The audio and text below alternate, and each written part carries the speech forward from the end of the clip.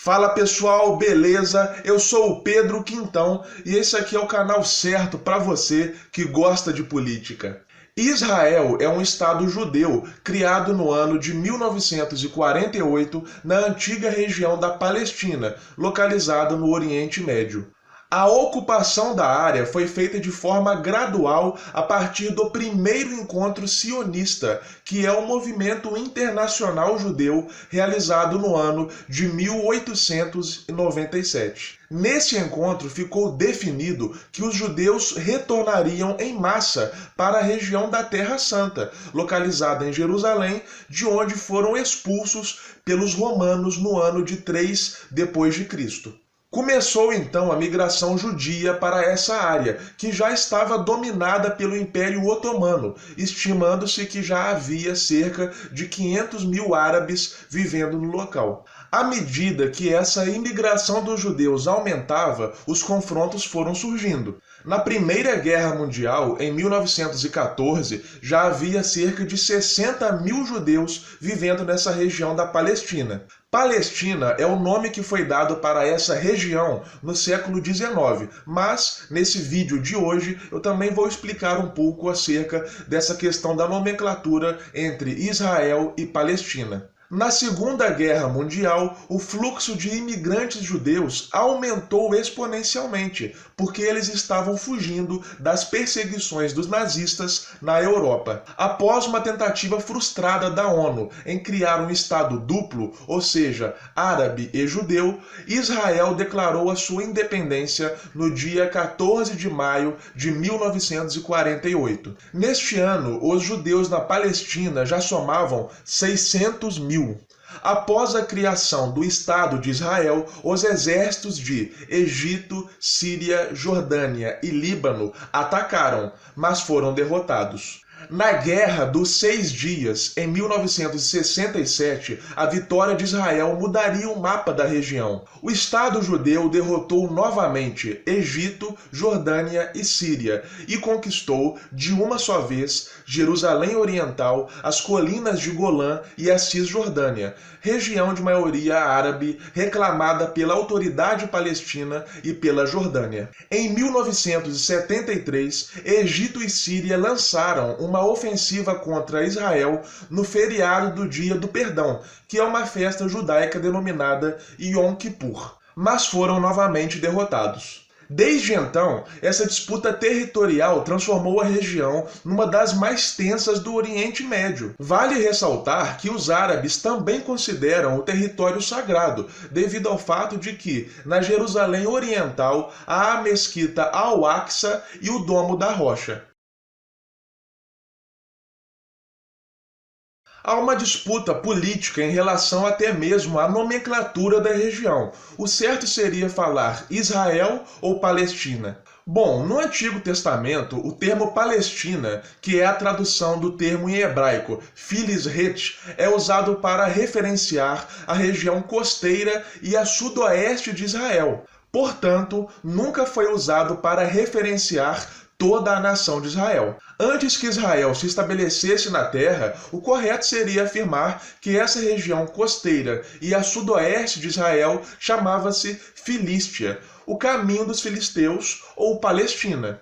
No Novo Testamento, o termo Palestina não é usado nenhuma vez. Israel é usado para denominar o povo e não especificamente a terra. Apesar de existirem duas passagens, ao menos, em que Israel refere-se realmente à terra. O termo Palestina nunca foi usado nas designações romanas antigas. No ano 70 depois de Cristo, por exemplo, quando o imperador romano Tito destruiu Jerusalém, ele cunhou uma moeda com os dizeres Iudeia capta, a Judéia foi capturada. Foi apenas quando os romanos aniquilaram a segunda revolta dos judeus contra Roma, liderada por Bar Cóqueba no ano de 135 depois de Cristo, que o imperador romano Adriano usou o termo Palestina para referir-se à terra de Israel. Adriano, como muitos ditadores da sua época, percebeu o poder da propaganda política dos termos e símbolos. Um exemplo disso é que ele substituiu o templo judeu e o sepulcro de Cristo por templos consagrados a deidades pagãs. Ele mudou o nome de Jerusalém para Aelia Capitolina e o nome de Israel e da Judéia para Palestina. A escolha do termo Palestina por Adriano foi proposital e não acidental. Ele tomou o nome dos antigos inimigos de Israel, os filisteus, latinizou o termo para Palestina e aplicou-o à terra de Israel. Ele esperava apagar o nome de Israel de todas as memórias. É interessante observar, inclusive, que os filisteus não eram, de forma nenhuma, do Oriente Médio. Eles eram povos europeus do Mar Adriático, próximo à Grécia. Agora você pode estar se perguntando, ué, esse canal aqui não é de política? Por que nós estamos falando de Israel, de Antigo Testamento, de Novo Testamento? O que tem a ver uma coisa com a outra? Donald Trump, enquanto presidente dos Estados Unidos, se preocupou em transferir a embaixada norte-americana da cidade de Tel Aviv para Jerusalém.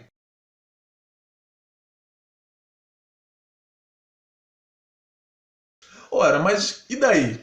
E daí é porque tudo isso está em volta de um arcabouço teológico que envolve uma expectativa da direita. Há um bloco evangélico na direita. Nós podemos constatar isso mediante dados. O voto evangélico foi muito importante para eleger Jair Bolsonaro, por exemplo. A Frente Parlamentar Evangélica possui mais de 100 de deputados. Então, há sim uma presença maciça dessa vertente religiosa no que nós chamamos de direita. Donald Trump é do Partido Republicano, portanto, é de direita. E, enquanto presidente dos Estados Unidos, ele estava totalmente ciente dessa expectativa de grande parte da direita em relação a esses acontecimentos que envolvem a terra de Israel. Eu vou explicar para vocês o que Israel tem a ver com isso. Em dado momento, a Bíblia Sagrada nos relata que os discípulos indagaram a Jesus sobre a sua volta, a sua segunda vinda, o final dos tempos. Jesus deu ali algumas respostas explicando o que aconteceria e, dentre elas, ele usou a chamada parábola da figueira. É a partir dessa parábola da figueira que os cristãos ligam Israel aos acontecimentos escatológicos. Essa parábola está no Evangelho de Marcos, capítulo 13, do versículo 28 ao 30, Evangelho de Mateus, capítulo 24, versículo 32 e 33, e Evangelho de Lucas, capítulo 21, do versículo 29 ao 32. Jesus afirma: "Aprendei, pois, a parábola da figueira. Quando já os seus ramos se renovam e as folhas brotam, sabeis que está próximo o verão. Assim também vós, quando virdes acontecer estas coisas, sabeis que está próximo o reino de Deus às portas. Em verdade vos digo que não passará essa geração a que vir todos os sinais mencionados, sem que tudo isto aconteça."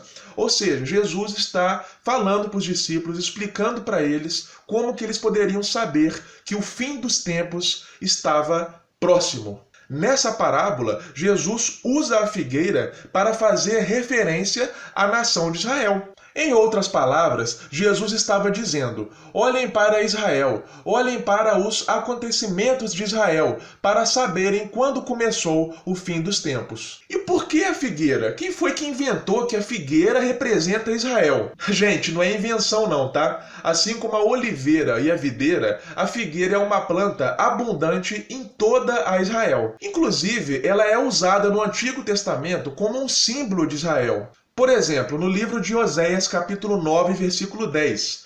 "Achei a Israel como uvas do deserto. Vi a vossos pais como as primícias da figueira nova." Um outro exemplo no livro de Jeremias, capítulo 24, versículos 5 e 6.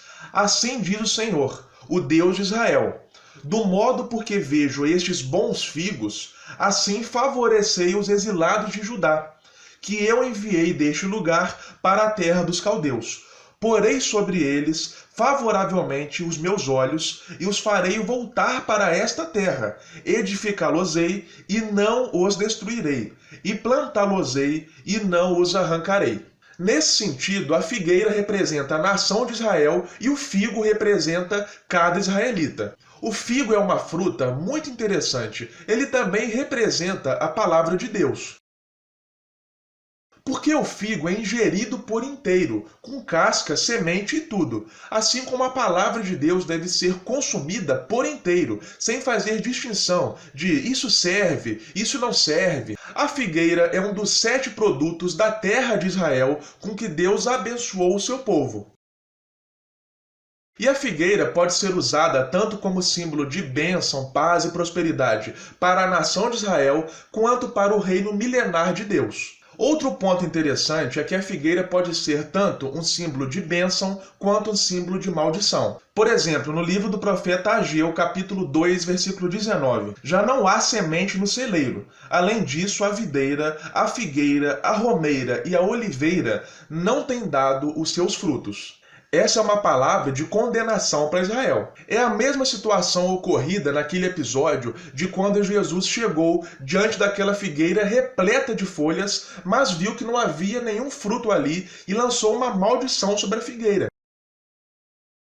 E realmente a maldição se concretizou, que foi na destruição de Jerusalém no ano 70 depois de Cristo. Ou seja, percebem que há uma relação sim entre Israel e os acontecimentos escatológicos descritos na Bíblia, esperados pelos cristãos? Há um livro muito interessante chamado The Late Great Planet Earth, do autor Hal Lindsey, que foi lançado em 1970 nos Estados Unidos, que faz essa ligação entre Israel e a volta de Jesus Cristo. Olha só, ele lembrou aos seus leitores que a volta de Cristo, ou seja, o Apocalipse, o fim dos tempos, dependia de 3 coisas. A primeira, a nação judaica ser recriada na Palestina.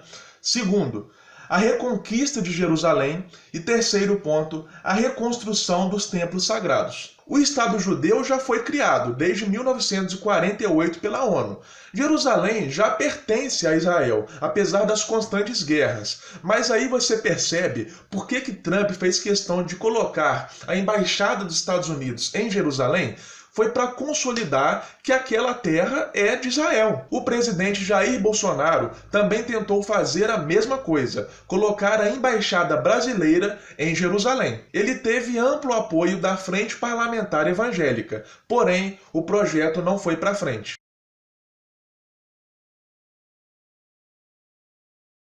O atual presidente dos Estados Unidos, Joe Biden, alegou que não concordou nem um pouco com essa transferência da embaixada norte-americana de Tel Aviv para Jerusalém. Todavia, ele afirmou que vai manter em Jerusalém mesmo a embaixada dos Estados Unidos.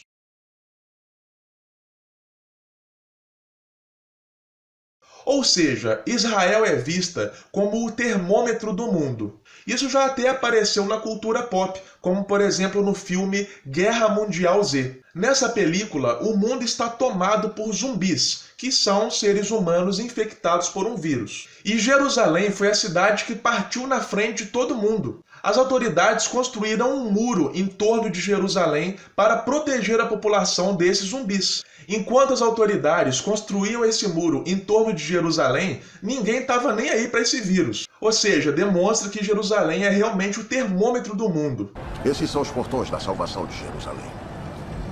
2 das 10 portas no perímetro de segurança para Israel fortificada.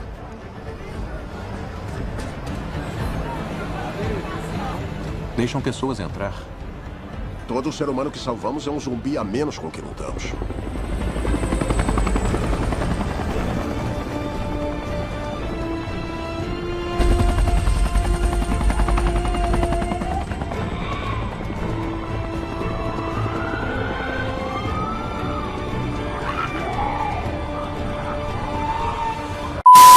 Então eis o motivo do porquê Trump se preocupou em mudar a embaixada de lugar, porque Bolsonaro tentou fazer o mesmo, devido ao fato da ligação de Israel com o fim dos tempos. Então é isso aí, pessoal. Se você gostou do vídeo, deixa o seu like, porque dá trabalho para fazer, dá trabalho para pesquisar, para gravar. Manda para seus amigos, manda nos grupos de WhatsApp, deixa a sua opinião nos comentários. Eu quero ouvir a sua opinião. Se inscreva no canal, me acompanhe nas nas minhas redes sociais, me acompanhe no meu blog sobre política. Todos os links estão aqui, ó, na descrição do vídeo. É isso aí, até a próxima, valeu!